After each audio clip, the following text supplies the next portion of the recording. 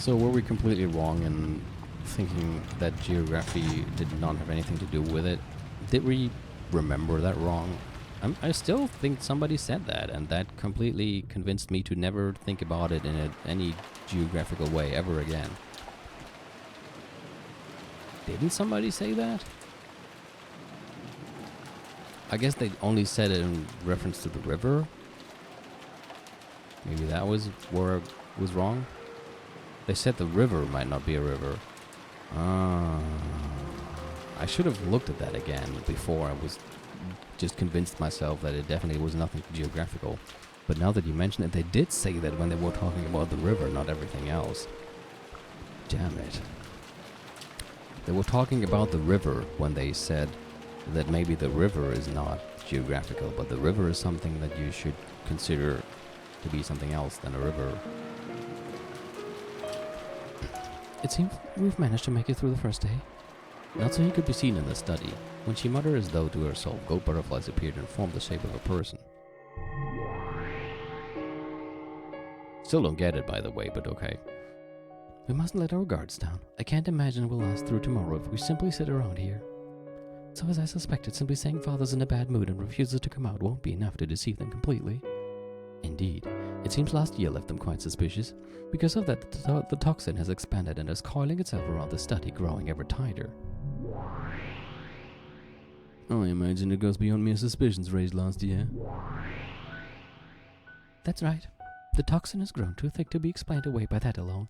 Someone must have suspected Kinzo-sama's death since last year, and is strongly intent on exposing that secret at this year's family conference. Does that mean we didn't have them fully deceived even a full year ago?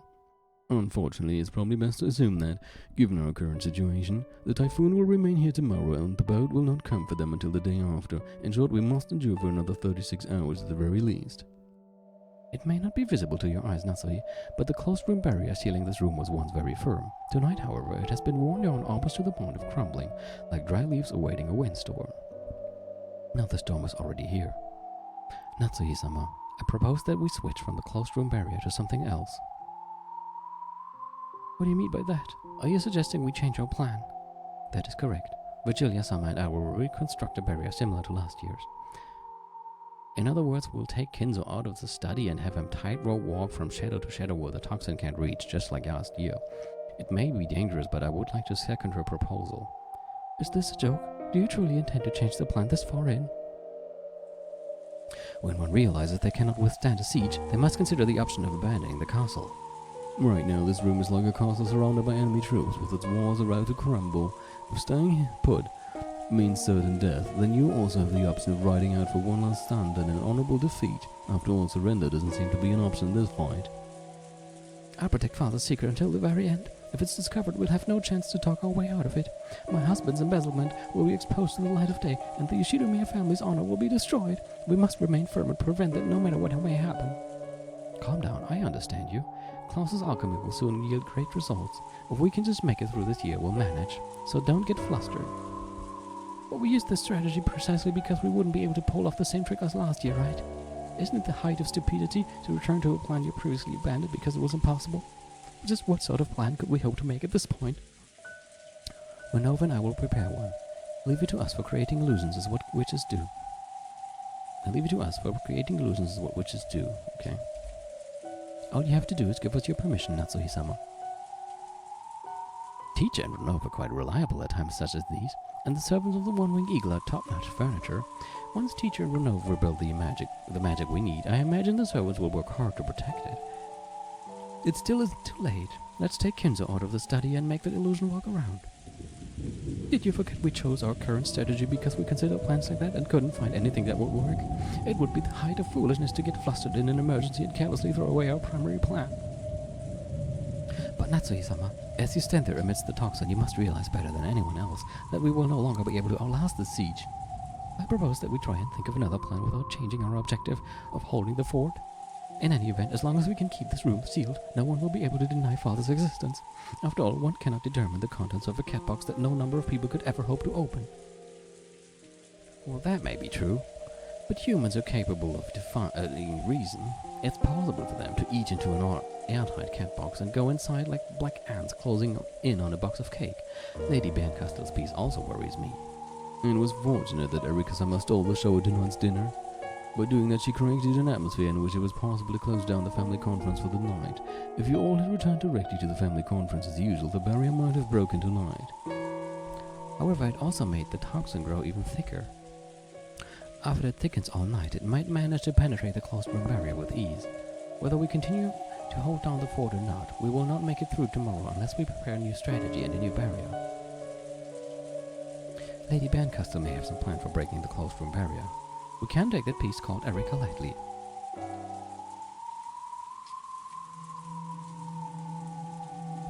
Come to think of it, that man who mentioned taking revenge for the events of 19 years ago might also be a piece of Lady Bancastle's.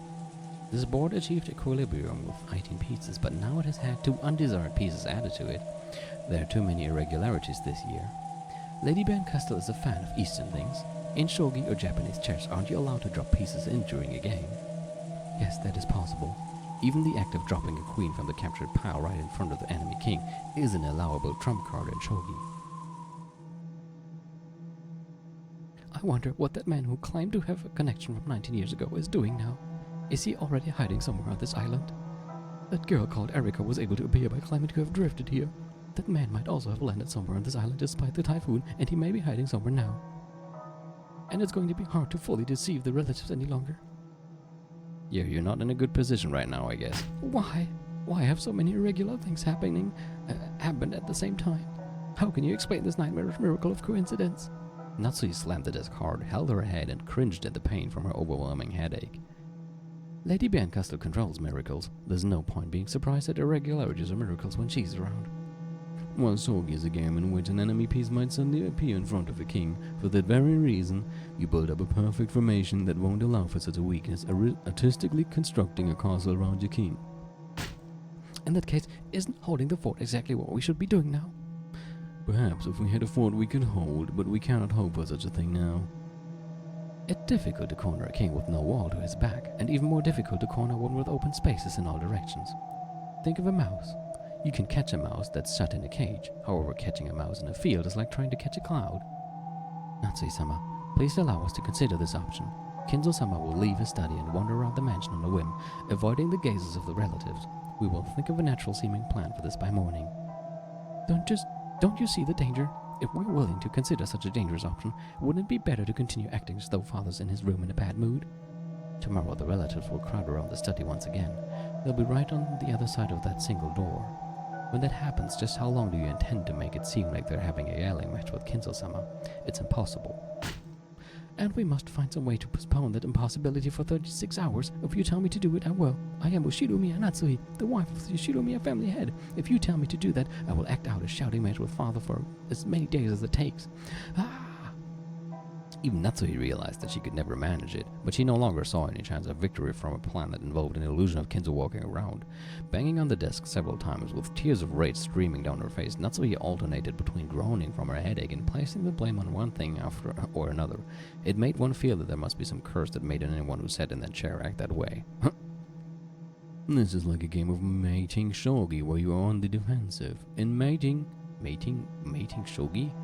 The opponent has no king, and you have no way of winning other than avoiding a checkmate for a predetermined number of moves. And to think that I must escape for a whole day and a half's worth of moves is just too many. Don't stop thinking, don't give up. I'll listen to your complaints, so don't have a fit. The kids play Mortal Kombat, not so he plays Tears of Rage. Yeah. Your unshaking will to overcome this trial will bring you success with certainty. That's the power of the witch, of certainty for you. You must not lose that magical power. Believe that you will overcome this no matter what. I'm sure you'll think of a brilliant plan. Therefore, you mustn't give up, and you mustn't stop thinking. You're right. I understand. Only I can overcome this hardship by murdering everyone. I mean, that has to be what she decides next, right? If she is the culprit, in this episode at least, then her new plan must include murdering everybody. That is correct. Didn't Kinzo entrust you with the job of overcoming these challenges? Kinzo acknowledged that you were worthy of that responsibility. Father! father! Oh. Teacher and Renault will think of a move. Of course, I will think as well. However, even that we cannot do without permission from our master, from you. So at the very least, don't abandon your will to fight. Don't give up. I understand, but I'm already all tired out, and I can't stand this headache. Why is it that I'm crying here, all alone in this frigid study? Why isn't my husband here for me now? Back when dinner ended, Klaus claimed to be dizzy and went to bed early. Of course he had done this to get enough rest to ready himself for the long day ahead. But to Natsuhi right now, it felt as though he had just gone straight to sleep and pushed the entire burden on her. However, complaining about such a thing would mean her failure as a wife. Isn't it a good wife's duty to work hard and put family first, even when her husband is resting? Filled with regret even at her anger towards her husband, unable to determine at whom she should be angry, Natsuhi continued to sob. If only Kinzo could just speak to her kindly at times like this. Beato searched for him, but Kinzo had been nowhere to be seen in the study for some time now. Perhaps Natsuhi had noticed this as well. Though she bragged that fighting alone and supporting from behind was the responsibility of a good wife, without anyone to tell her that this really was necessary, she was now so frail that she couldn't even stop her own tears. Just as Beato was trying to think of words to console Natsuhi, Virgilia tapped her lightly on the shoulder. Sometimes when words of consolation don't come from the mouth of the right person, they can do more harm than good. So Virgilia silently told Beato that remaining silent was the best course of action for now. Hey, sorry to interrupt. I know I'm an outsider, but I wonder if you'd let me speak. Garb, please restrain yourself for the time being. Now in this room there's no distinction between outsiders, guests, and the rest of us. You may speak. Thank you. Renault said it himself a while ago. This is mating shogi with you on the defensive. How do you lose in mating shogi? It's when your king is checkmated, right? That goes without saying. And the opponent has no king. Therefore, all Natsuhi can do is have the king run away constantly. I see. So you're thinking of that move. Has the time already come? Ikinari Garb. What do you mean? Do you mean there's some sort of move remaining to us? It's what you proposed in the very beginning about how to hide Goldsmith's death. I'm trying to say the time's come for us to use that. You mean having him go missing? That did happen in the first episode. You mean to make that move right now during the family conference? That's too dangerous. Once they'd successfully resolved all of their problems, they would have to lay Kenzo to rest, and the best way to do that was to make him disappear. One day Kenzo would go out into the forest and never return. They wouldn't be able to find him no matter how much they searched, so he would be declared missing. You said it yourself a second ago, Reese. You can't catch a mouse that escaped into a field, and you can't catch a goldsmith who's disappeared into the forest. You plan for us to talk our way out of this like that? To use such a move now when the suspicion against us is greatest would be no better than committing suicide. Oh, they were probably suspected. Such a move would most certainly lead to mistrust. However, even if they were to set foot in this study, they would find nothing to aid them. It would never again be possible for them to keep Kinzo-sama pinned down, and no matter how much they suspected his death, they would be unable to prove it. Forget about a mere 36 hours, you'd be able to protect Kinzo's secret forever that way, right? Of course, we'll also have to bear an appropriate risk. If you make that move, you may be able to overcome this particular challenge, but we cannot even guess at how much prestige you might lose for it. Even so, it's a move that will most certainly overcome our current challenge. Of course, you'll then have to face an even greater suspicion, but you won't die. Yes, that may be true, but during the Great Kanto earthquake, the Ushinomiya family should have died. However, the mad genius goldsmith revived it so splendidly that it's now something you desire to protect. So this time it's up to you and your husband, the new head, and his wife to do the same. Oh, isn't that how you intend to stir her up? I'm not stirring her up. I'm just asking if she's prepared to be the wife of the head. Are you prepared to protect the Ushinomiya family even if you end up getting dragged through the dirt to do it? I am prepared. Then now's the time. If you can survive being dragged through the dirt, then crawl with all your might. You'll inch your way through this world of suffering, and eventually you'll restore that glory. I, Garb, the 33rd in rank, promise you this. Garb, the fact that I came to play at a time like this must be a sign from the gods of happenstance. I'll keep the promise, Ushinomiya Natsuhi. I'll require nothing in return. At least, the one who served you has already paid me plenty in advance. Garb may have seemed irresponsible, but she actually possessed a strong sense of duty. She was the kind of person who just couldn't leave someone in trouble alone. Payment in advance? Oh, when did I do that? I have no memory of such a thing. Oh, I just mean those magical items you couldn't remember where you put. I made off with quite a few of them. What? So that was your doing after all? Give it back. Give back my illusionary silver crystal and moonstick. I still haven't played around by sticking them together yet. The fuck? That's the sort of magic and strategy you can expect from me. I'm gonna Ghostsmith away in a world where no one will be able to find him. Let me know the instant you need the magic. Until then, feel free to think of another safer plan. True. Having alternatives is beneficial for your peace of mind. And without that, you'll never think of a brilliant plan. Natsui-sama, we have quite some time remaining us tonight. Let's leave Garp's strategy as a final trump card and iron out a plan of our own for now. Maybe that's what they'll do. They combine the sacrifices thing with grandfather going missing, because if murders occur and then grandfather going missing is not so mysterious anymore because they have other pressing matters. Like they would like, I don't know, would just throw so much confusion into everything, and the whole grandfather went missing thing would become a side thing, or would sound like a result of some culprit murdering people, or grandfather being the culprit, and all these kind of theories would definitely throw them off trail, and they would not start saying maybe he's actually been dead for a while already. The whole murder would, take their minds off the grandfather's dead theory and occupy them with other things. Please give us permission, and please give us the trust, magical power, and absolute conviction we'll need to succeed without fail. If you have faith, I will make your dreams come true. If you succumb to doubt, then I will make those nightmares come true. You must build up your own future. Kinzo would disappear, and right in the middle of this family conference. Such a move truly would be a last resort.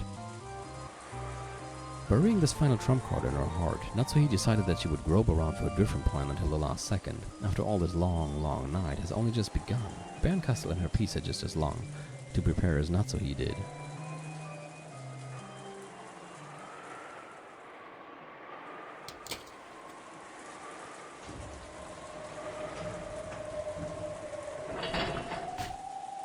Gouge the foot and kill, and then completes it. I see, so that really was what gouge meant. Once again, my reasoning was correct. The feel of it this time was clearly different from the previous times, as though some sort of device had activated, or as far as a quick glance could tell. There was no dramatic change, such as an entrance or some sort of opening. Apparently they would need to do just a little more before they could find it. You're incredible. If we really do find the gold, we'll have to split it together.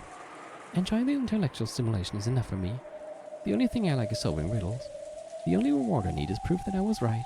She shrugged it off, implying that just seeing the gold would be enough. Then she crouched down, peering fixedly at the lock mechanism. It's definitely no mistake to say this girl really loves solving riddles.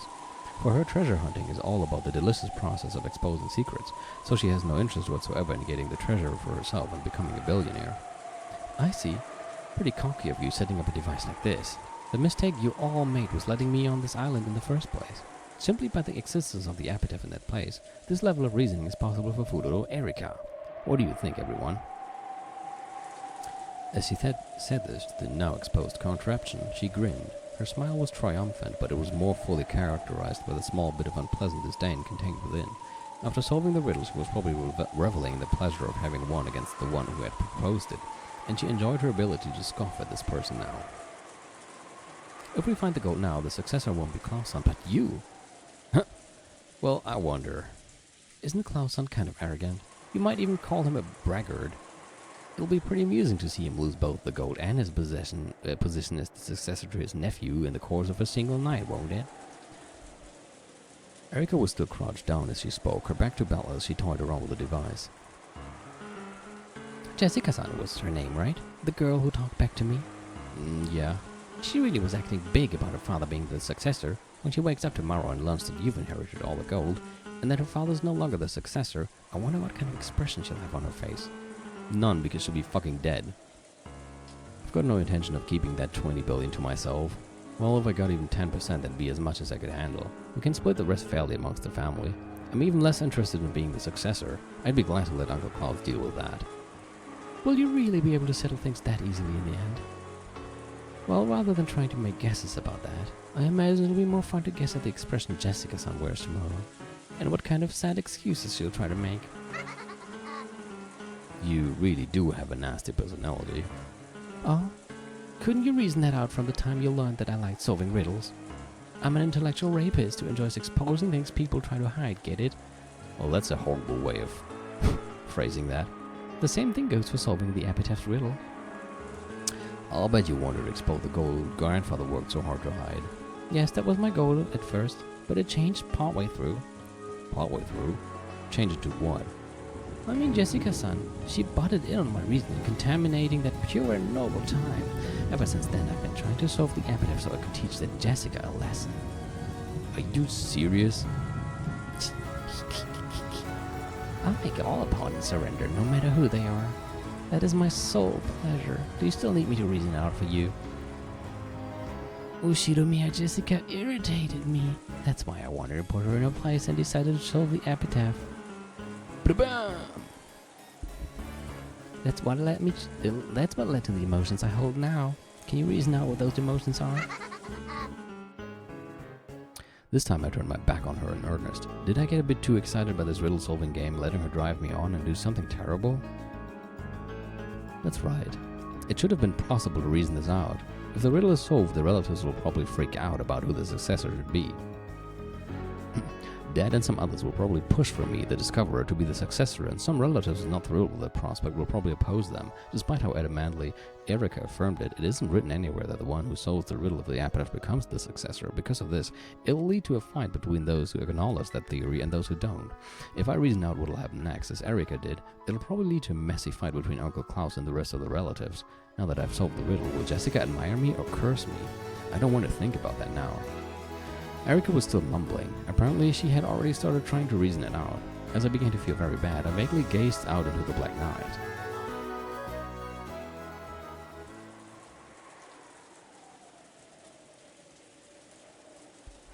At that time, I looked at a dim outdoor light and saw the silhouette of a person in front of it. I thought I must be seeing things. After all, it was unthinkable that someone could have been standing there this whole time, pounded upon by the rain without even an umbrella. However, the silhouette didn't move an inch, and maybe, no, it couldn't be. It was looking at me, and it was...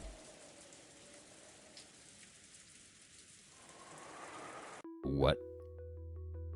I'm sorry, what? Grandfather.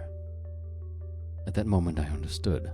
Grandfather's probably been watching us solve the riddle this whole time. I mean, you could have just have somebody with Kinzo's, with the same body as Kinzo, wear his coat and stand there. It's super dark at this point, and the typhoon and everything. I'm pretty sure this is just somebody else wearing Kinzo's clothes and Battler. Just seeing the silhouette and the, like the unique coat and everything, probably just thinks. Like his mind fills in the gaps and immediately thinks it's grandfather.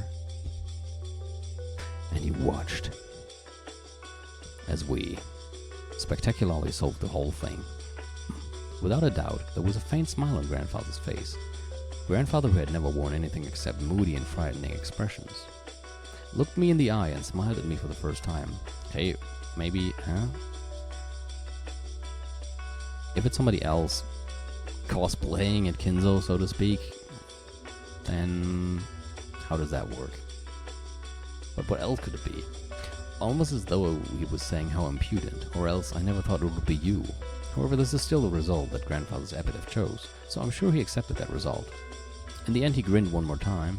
Of course, he didn't use words. His smile seemed to be wordlessly saying, well done. I didn't know how I should respond. I couldn't do anything but stand there in shock, ignoring Erika as she crouched down, mumbling with her back towards me. Then grandfather stretched a hand out from the folds of his cloak and pointed at something.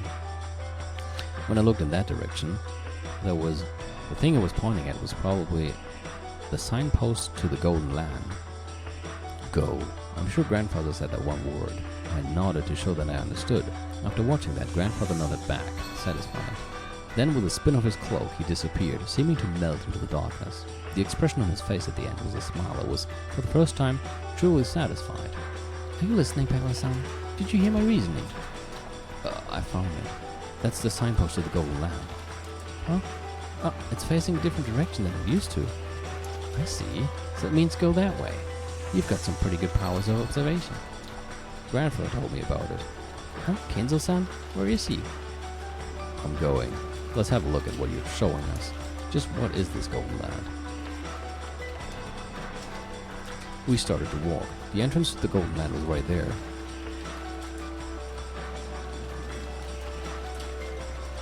So, my aRdW has finally been solved, and it was Bella who did it. Wonderful, couldn't be better. When I think about it, I was also ahead that no one saw coming. How amusing that the one to succeed me is just as surprising. I have no more regrets in life. Beatrice, I am coming to join you, along with a present, the miracle chosen by my aRdW. Battle of all people, that battler. At the very, very end of my life, I've seen a true miracle. Whoa, Beatrice, I've won this bet.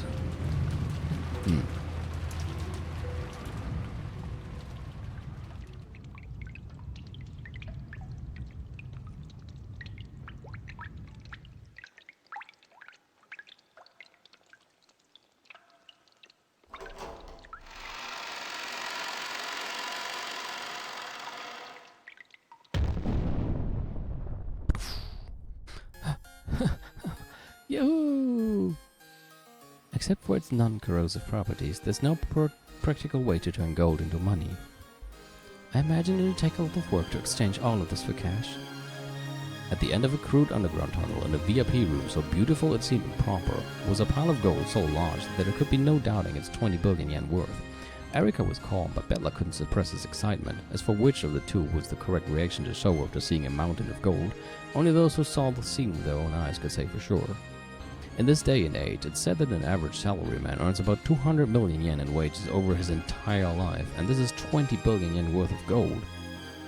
With even 1/100th of this gold mountain, a single human could live their entire life without working.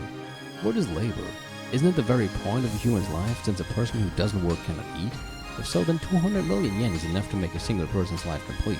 And this is 20 billion yen. This would account for the labors of 100 humans. No, a single human life 100 times over.